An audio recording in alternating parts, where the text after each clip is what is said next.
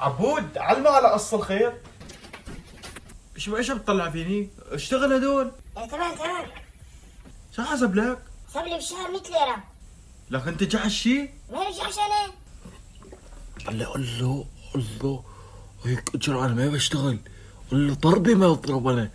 قال له تمام تمام. شهد قال له. قل له بدي 10,000. شو هذا؟ عم يعطيك يا قليل. 10,000 بالشهر تمام. قل له انا لما كنت بغير ورشة كنت عم باخذ اكثر.